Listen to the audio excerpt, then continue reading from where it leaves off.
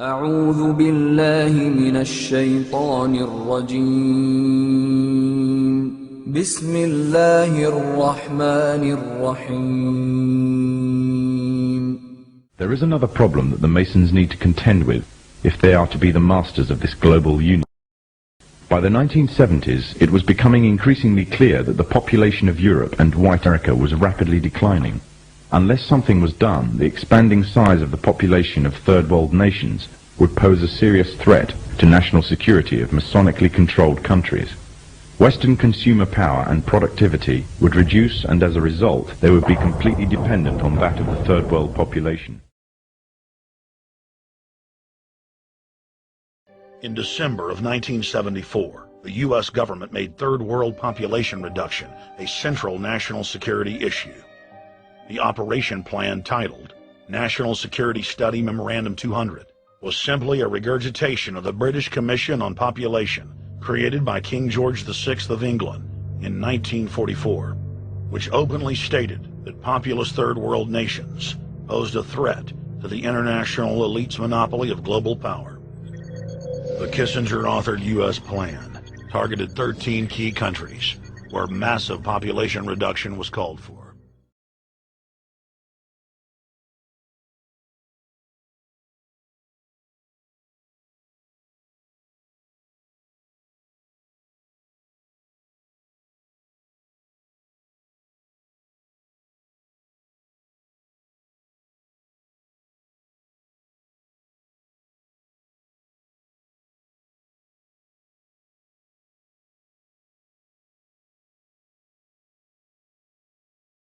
This is the health pyramid, another wonderful example of how this works.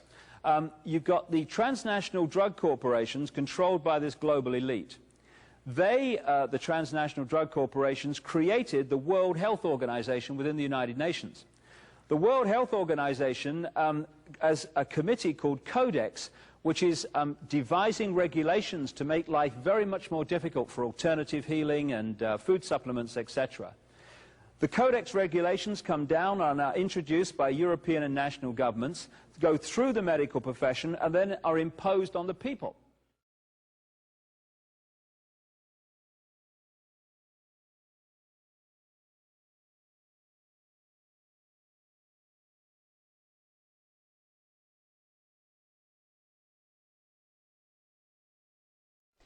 In 1994, Codex, with no notice here in this country whatsoever, declared nutrients, put on your intellectual seatbelts, declared nutrients to be toxins.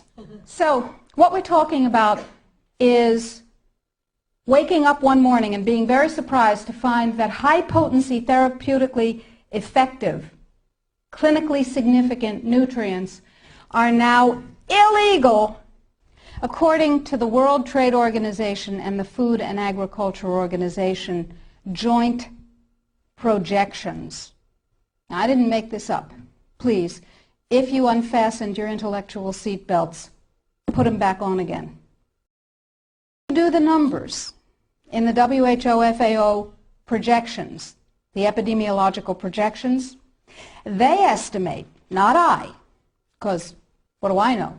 They estimate, they're the experts, that just the vitamin and mineral guideline alone, when it goes into global implementation on December 31st, 2009, will result in a minimum of 3 billion, that's B, bad, big, billion deaths.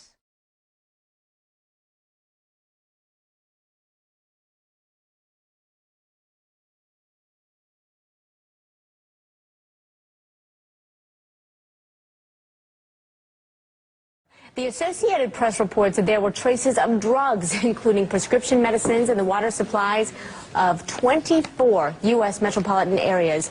They include anticonvulsants, mood stabilizers, sex hormones, and prescription drugs and over-the-counter pain medications. In Philadelphia, in fact, the AP says tests showed the presence of 56 drugs, including the antibiotics amoxicillin and tetracycline.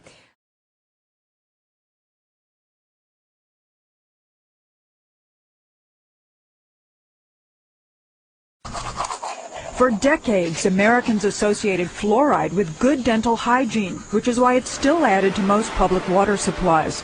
But today, 600 health professionals and scientists, including Dr. Arvid Carlson, a Nobel laureate of medicine, are calling on Congress to ban the use of fluoride immediately.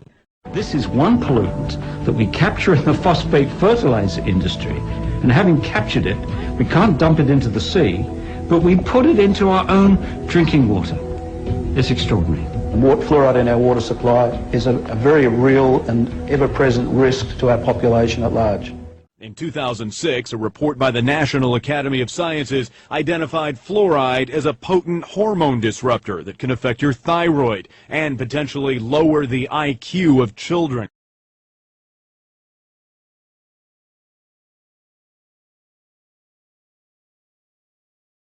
Well, in the 1930s, scientists wondered how Hitler could rule Germany and Stalin could rule Russia. These were vast territories. He could rule with practically no army. And the answer was they had discovered during the 1920s that adding sodium fluoride to the drinking water made the people very passive.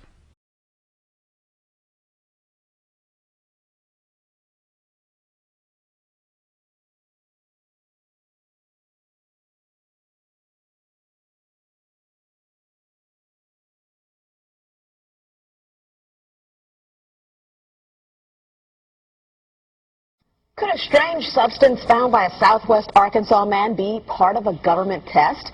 Well, that's the question at the heart of a phenomenon called chemtrails, now getting widespread attention. They begin as normal contrails from a jet engine, but do not fade away like a normal contrail. Soon after, he saw particles in the air. You know, because we'd see it drop to the ground in a haze. Nichols then noticed the material collecting on the ground. This is water and stuff that I collected in bowls. I had it set out in my backyard on my dad's pickup truck. KSLA News 12 had the sample tested at a lab. The results? A high level of barium, 6.8 parts per million, more than 3 times the toxic level set by the EPA.